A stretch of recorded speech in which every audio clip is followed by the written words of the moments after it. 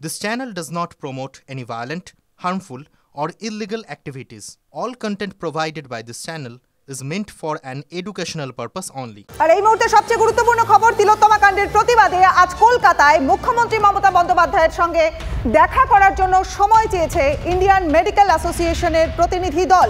কথা বলে নেব আমাদের প্রতিনিধি সৌরভ দত্তের সঙ্গে। সৌরভ, এই প্রতিনিধি দল মমতা বন্দ্যোপাধ্যায়ের সঙ্গে দেখা করবেন এবং তারপর কি কি কর্মসূচি আছে, কোথায় কোথায় যাচ্ছেন তারা, কি আপডেট?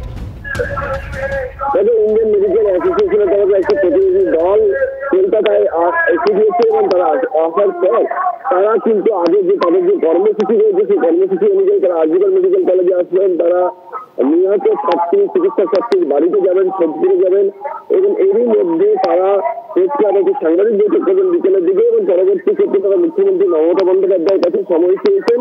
যদি তারা সেই সময় পেয়ে থাকেন তাহলে তারা মুখ্যমন্ত্রী মমতা বন্দ্যোপাধ্যায়ের সঙ্গে দেখা করবে এই আইএমএস সর্বভারতীয় প্রতিনিধি দল। বেশ সৌরভ, নজর রাখো তুমি, ধন্যবাদ তোমায়। সন্দীপ ঘোষ এখন যেন বিতর্কের ঠিক আরেকটা নাম হলো সন্দীপ ঘোষ। তার বিরুদ্ধে এখন অনেক অভিযোগ একে একে সামনে আসছে।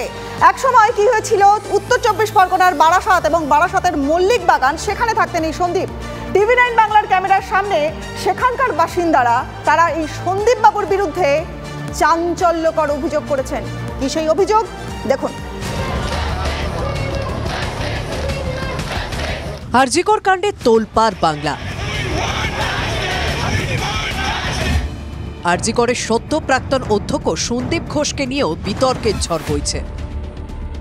ডাক্তারবাবু একসময় বারাসাতে মল্লিক বাগানে থাকতেন, সেখানে নার্সিংহোমে প্র্যাকটিস করতেন, বাড়িতে প্রাইভেট চেম্বারও করতেন, কাজেই পাড়ায় পরিচিত মুখ ছিলেন তিনি।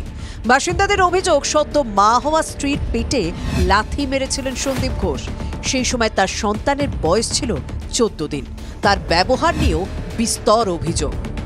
আরজিকরের প্রিন্সিপাল ডক্টর সন্দীপ ঘোষ, যাকে নিয়ে গোটা রাজ্য টালমাটাল, সেই সন্দীপ ঘোষ অতীতে কোনো এক সময় বারাসাতের এই বাড়িতে থাকতেন। এখন এই বাড়ির ফলকটা পর্যন্ত নেই। এই বাড়ি যদিও দ্বিতীয়বার বিক্রি হয়ে গেছে, ফলত সন্দীপ ঘোষ অনেক দিন ধরে এই বাড়িতে থাকেন না। এই বাড়িতে যে কয়েকদিন সন্দীপ ঘোষ থেকেছেন বা যে যতদিন থেকেছেন ততদিন পর্যন্ত এই এলাকার মানুষের সঙ্গে খারাপ আচরণ করেছেন, এমন অভিযোগ আমরা পাচ্ছি। তখন সন্দীপ না, doctor S Ghosh, orthopaedic surgeon, এই বাড়িতেই চিকিৎসার জন্য লোকজন আসতো। তার বাড়িতে একবার একটা গণ্ডগোল হলো, আমরা সবাই আসলাম। গণ্ডগোলটা কি, যে তার ওয়াইফ, সেই সময়কার ওয়াইফ, তার বাচ্চা হয়েছে মাত্র 14 দিন, সেই অবস্থায় তাকে প্রচণ্ড পেটে লাথি মারে। শুনেছি এই ভদ্রমহিলা, যিনি ওনার ওয়াইফ ছিলেন, তিনি নীলরতনের ডাক্তার ছিলেন। মানসিকতা ভালো ছিল না, ব্যবহার অত্যন্ত খারাপ ছিল। ওনার মায়েরও ব্যবহার ওনার থেকে আরও বেশি খারাপ ছিল। যেদিন ওই ঘটনাটা ঘটেছিল, যে ওই মহিলাকে আমরা বের করে নিয়ে আসি, ওনার স্ত্রীকে পেটে লাথি মেরেছিল, সেলাই ফেটে গেছিল, সেই অবস্থায় কান্না করছে, সেই অবস্থায় আমরা ওনাকে নিয়ে বের করি। ওই ওনার মা বাচ্চাটার জন্য জামা শুকানো রয়েছে, সেই জামা নিতে গেছে, জামা দেয়নি। ডাক্তার দেখাতে আসলে ব্যবহার ভালো ছিল না, কিন্তু উনি ডবল ফিস নিতেন। এক্সরে আমি ডাক্তার দেখিয়ে এক্সরে করব, এক্সরে করে দেখাতে আসব, সেটার জন্যও ডবল ফিস। তারপরে উনি লোকালেও চাঁদা টাদা নিয়ে খুব ঝামেলাও করতো। এমনি লোক হিসাবে খুব একটা ভালো লোক ছিল না। পরে এই বাড়ি বিক্রি করে অন্যত্র চলে যান সন্দীপ ঘোষ, কিন্তু তার কুকীর্তির কথা আজও ভোলেনি মল্লিক বাগান।